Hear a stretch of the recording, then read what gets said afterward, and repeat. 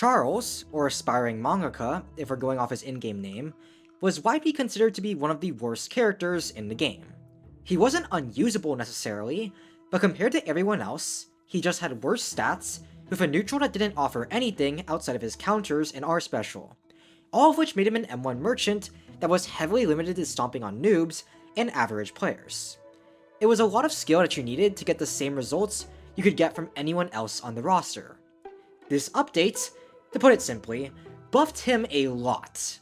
There's a total of 24 changes to Charles in the most recent update, a damn near unprecedented amount, and pretty much all of these are buffs, substantial ones at that. With all this in mind, I want to take the time to reevaluate Charles, because the one we currently have is quite different from the one I trashed on in my previous video. So, let's get started.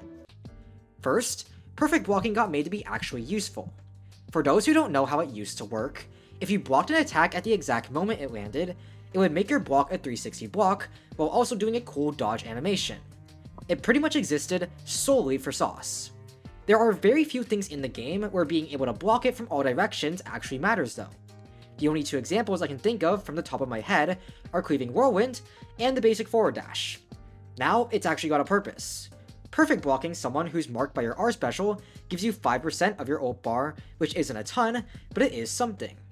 It won't really incentivize you to intentionally fish for them, but you'll likely pull it off unintentionally or on pure reflex a couple of times. And even just 5 perfect dodges on a marked target adds up to a whole quarter of your ult. A buff is a buff at the end of the day.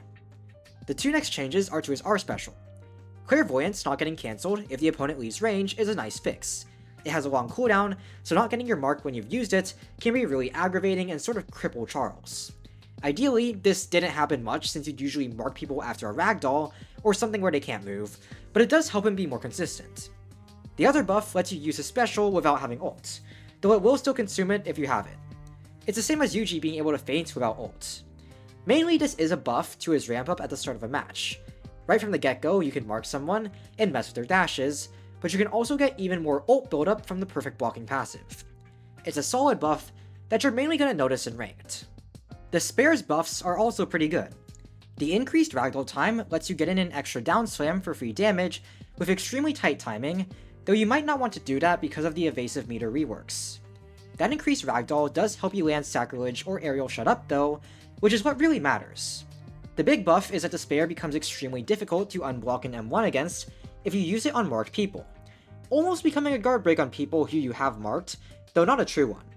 So now, if you mark somebody and you predict they'll block, you can hit them with the spare, and while you are doing extremely low damage, specifically 1.1 damage, it does still lead into a Sacrilege if they don't ragdoll cancel it, or a down slam if you don't care about feeding them evasive meter. Now after that, there's one type of buff I'll address for all the moves it got applied to, and it's the basic cooldown decrease. Shut Up and Sacrilege both had their cooldowns lowered by 4 seconds, and Eye Catching had its missed cooldown lowered by 3 seconds, though that'll get its own spotlight. For Shut Up and Sacrilege, it's basically a damage consistency buff. As an M1 merchant, Charles relies a ton on combos, and so lowering his cooldowns lets him repeat his combos way more frequently, rather than having downtimes where all he can do is just M1 the opponent. On Shut Up specifically, it's meaningful because that's his main combo extender, and then Sacrilege is huge too, because it's some decent neutral poke damage that he's now able to throw out even more frequently than before. All of this just generally makes him more capable of dishing out damage than he was in the past. I do have a bit of an issue with this though, which has to do with how fighting Charles feels now, but we'll get to that later. Speaking of Shut Up, there were plenty of buffs to that move too. Besides the cooldown decrease, the stun got increased by 0.5 seconds, the hitbox is bigger if you did the counter variant, and it also resets your forward dash cooldown when landed. That, and the aerial variant got a bunch of buffs, mainly that it does 6 more damage on interruption and has a bigger hitbox. The bigger hitbox on counter makes it more reliable to use as an actual counter, though you probably won't notice a change. Increased stun makes it so that Charles doesn't immediately have to forward dash to follow up, and he can also consistently extend off side dashing too. Before, Charles would have to immediately forward dash to combo extend, which made his ragdoll cancel bait terrible. You couldn't wait at all to maybe wait for an evasive, because otherwise the opponent would just get out of the combo, and if they did evasive, they could easily punish your end lag. Now if they have evasive, you can use side dash, and it's a safe alternative to forward dashing that still forces them to evasive or eat damage. The forward dash thing is also incredible for consistency, since he can now do a forward dash into 3 M1s into shut up, and then continue off a forward dash, whereas before it would be on cooldown. As for the aerial changes, all of them are neat. More damage is more damage, though I will say that the bigger hitbox does not feel noticeable at all. Eye-catching got 3 buffs, mainly that it does more damage, has less end lag on miss, and has a lower cooldown. The cooldown reduction does deserve a bit more attention than the others, because rather than buffing his damage output, it more so buffs his survival. Since eye-catching is a key tool to Charles that justifies him having low HP, lowering the cooldown also lowers the downtime where he can't use it to avoid attacks, which is a huge buff. That, plus the lower end lag on miss, makes the move's risk a little bit lower, though notably with the end lag, it is still really long despite the cooldown reduction, but in a way I would say is reasonable. I think those buffs are fair, since it's such an unreliable defensive option compared to the other 85 HP characters' options. Increasing the damage also isn't going to change that much, but it is something. The move's damage really doesn't matter that much, it's always been a primarily defensive counter, but increasing it a bit does at least make it something that can add up to be a sizable amount of damage, rather than just a flea bite. Sacrilege got a cooldown reduction, already went over those, but it also got an increased downward hitbox, which makes hitting grounded people way more reliable, an overall huge buff. It also got less end lag on lift and increased ragdoll time if you hit a marked and ragdoll an opponent. These 2 buffs are major. Less end lag on whiff makes it harder to punish off a ragdoll cancel, but also makes it safer in neutral, reducing both the weakness of Charles being a ragdoll cancel victim, and the weakness of this move being an easy side dash into forward dash punish. You can still get a guaranteed punish if someone whiffs it, but the timing is a lot tighter. The other buff, which increases ragdoll time, also makes the move an actual threat in combos, which again, is massive, since the opponent has a reason to ragdoll cancel it, instead of always just saving evasive for shut up. It gives the user the time to follow up into despair, and that in general, makes Charles' combos way less linear and overly reliant on shut up, which in turn lets him better play around ragdoll cancel. Finally, his ultimate got a bunch of changes to make it more forgiving. Missing it refunds 40% awakening for both versions. Landing the non-cutscene version also refunds 40% awakening. If either variant gets cancelled, which is what happens when it gets hit by a projectile or explosion type move, the move only works on melee attacks, then you get 80% awakening back. Plus, landing the cutscene version of Foresight heals you for 25% HP. That's some nice sustain, and while this isn't a buff but a cosmetic change, you get the cutscene on Foresight for finishing someone off with it, even if you didn't mark them before. All of these changes are incredible for making his ult better, because before, if Charles missed his ult and it was a ranked match, you were screwed. All your ult meter gone for nothing. 40% refund on miss, however, is enough that you can maybe get it back to try again near the end of the match if you use it at the middle. And an 80% refund on it being cancelled is also really nice.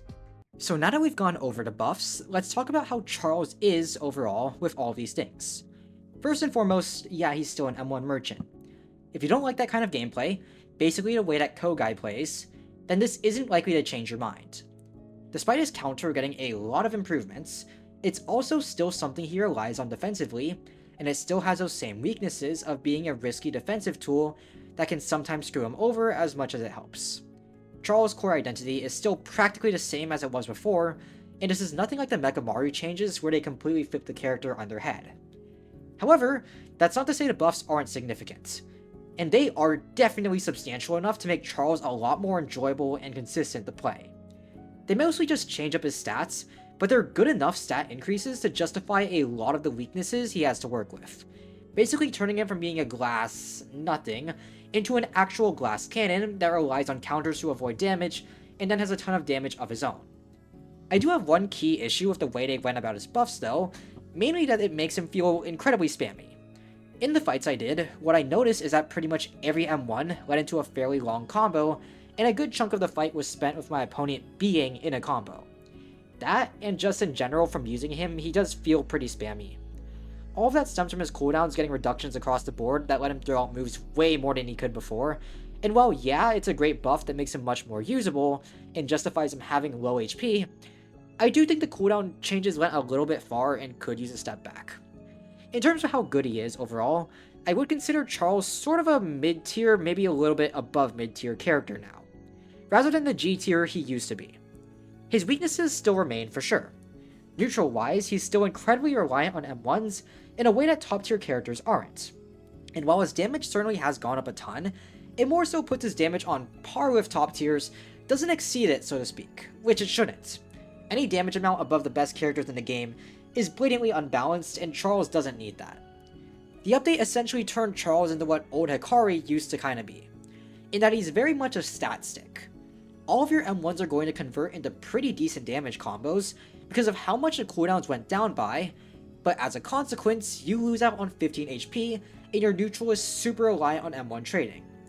In my opinion, he is currently the best M1 merchant type of character in the game, stronger than Kogai for sure, but being an M1 merchant is still going to stop him from being more than just average to above average, unless they do some kind of odd stat buff that made him blatantly overpowered, which again, I don't want.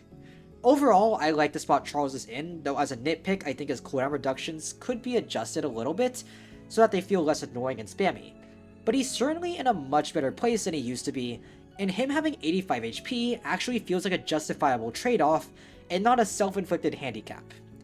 Let me know what you think in the comments. I know there are people who find Charles incredibly annoying, and I don't blame you necessarily, but I would like to see these different perspectives written out. I'm Noob Eternally, thanks for watching this video, and I'll see you next time in another one. Bye.